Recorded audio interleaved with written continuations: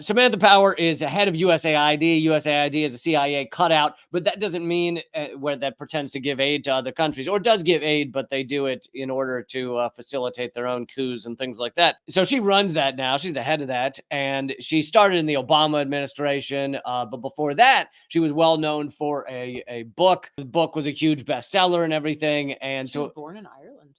And I didn't know that. And so all of these things are about her, and her whole career is staked on our job as Americans to prevent genocide. That's what she does. That's who she is.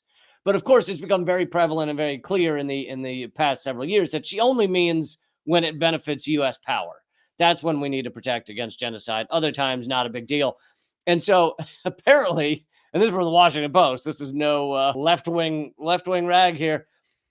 Samantha Power, head of USAID, world-renowned scholar on genocide, was pointedly challenged by current and former USAID employees who, during a public event Tuesday, questioned her stance on the war in Gaza and complicity in the divisive U.S. policy.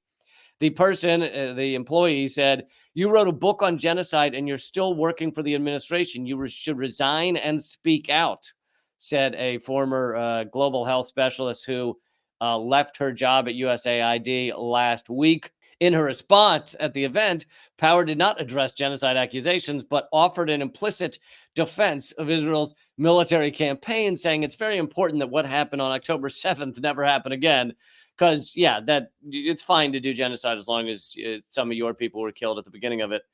When Hamas leadership is at large, those same kinds of attacks, kind of hostage taking, that same kind of sexual assault, that can happen again. Of course, the sexual assault has been debunked. I'm not saying no evidence could ever be brought forth, but so far there isn't any. She also came under criticism for not publicly disclosing the killing of a USAID contractor who died after a suspected Israeli strike in Gaza. So she's literally covering up the murder of her own employees by Israel. She said there's not a single call that President Biden makes or engagement that anybody in the Biden administration does that doesn't put the importance of civilian protection and international humanitarian law at the top of the conversation. That's absolutely hilarious.